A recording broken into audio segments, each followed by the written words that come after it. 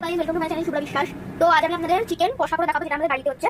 তো ভিডিওটি যদি ভালো লেগে থাকে তাহলে অবশ্যই like, comment, share and subscribe করে দেবেন। তো চলো স্টার্ট করা যাক। তো এখানে কিন্তু দিদি তেলও দিয়ে দিয়েছে, তেলটা গরম হতে হতে আপনাদের সাথে দেখা করছি। তো তেলটা কিন্তু এখানে নাড়ছে, তো এখানে সেটাচ্ছে। তো তেলটা যতক্ষণ গরম হচ্ছে ততক্ষণ আমরা কিছুক্ষণ আসছি। তেল গরম হয়ে গেছে, এবার আমরা ছাড়বো একটা একটা করে আলু। আলুগুলোকে আমরা বড় বড় পিস করে কেটে দিয়েছি, আর তেলের মধ্যে আমরা আলুগুলো দিয়ে দিলাম।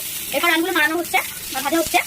তো ভালো করে ভেজে নিতে হবে আমাদের আলুগুলো, যতক্ষণ ওটা মানে ভাজানো হচ্ছে। তো ভাজতে ভাজতে আপনাদের সাথে সবকিছু শেয়ার করবো। চলো আমরা এটা ভাজা তাহলে আপনাদের সাথে আমরা আসছি। আলুতে পরিমাণ মতো নুন দিয়ে দেবো এবং পরিমাণ মতো হলুদ গুঁড়ো দিয়ে দেবো। এবার আমরা ভালো করে নাড়িয়ে নেবো বা ভাজা করে নেবো। তো একদিকে ভাত রান্না হচ্ছে আর একদিকে এখানে হচ্ছে চিকেনের মানে যেটা আলুটা সেটা ভাজা হচ্ছে। এটাকে কিন্তু আমরা লাল লাল করে ভাত ভেজে নেবো। আলুটা যেন সিদ্ধ হয়ে যায় তার জন্য আমরা গ্যাসটাকে লো ফ্লেমে দিয়ে আমরা আলুটা সিদ্ধ হতে দেবো।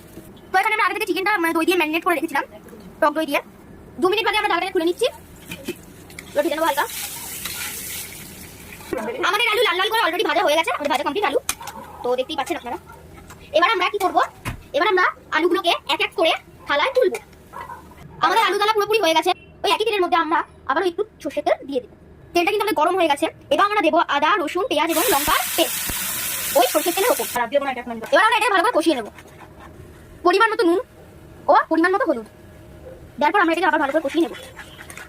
দেওয়ার পর বা হলুদ দেওয়ার পর এবার আমরা দেবো আদা বাটা। এবার আমরা কষিয়ে নেবো। আগে থেকে কিন্তু লঙ্কা দিয়েছিল, কালারটা একটু লালচে করার জন্য আমরা কিন্তু এখানে পরিমাণ মতো লাল লঙ্কার গুঁড়ো মিশিয়ে দেবো, কাশ্মীরি লঙ্কার গুঁড়ো মিশিয়ে দেবো। এবার আমরা ভালো করে নেড়ে চেড়ে নেবো। এর মধ্যে আমরা পরিমাণ মতো চিনি দিলাম। এটাতে আমরা কষাতে থাকবো যতক্ষণ না এর মধ্যে তেল না ছাড়ছে। এটা দেখুন, যে মশলা দেওয়ার জলটা ছিল সেটা আমরা দিয়ে দেবো এবং ওটা দিয়ে আমরা অল্প করে কষাতে থাকবো। আপনারা আপনাদের মতো মানে আপনারা যেটা খান, মানে যেটা আপনাদের মানে জরুরি কষিয়ে নিচ্ছি। দেখুন কালারটা কি সুন্দর এসেছে, মানে মশলার মানে জলটা দেওয়ার পর কালারটা খুব সুন্দর এসেছে।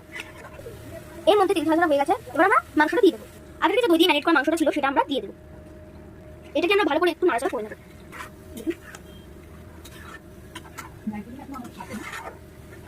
আগে থেকে লাল লাল করে ভাজা আলু ছিল সেটা কিন্তু আমরা মাংসের মধ্যে দিয়ে দেবো। তো দেওয়া হয়ে গেছে। আবার এটাকে আমরা আবার কষিয়ে নেবো।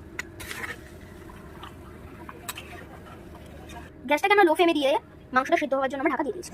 মোটামুটি কিন্তু আমাদের চিকেন কষা হয়ে গেছে, আর চিকেন কিন্তু আমাদের মোটামুটি কমপ্লিট হয়ে গেছে। এরপর কমপ্লিট হয়ে গেলে আমরা চিকেনটা নামিয়ে দেবো।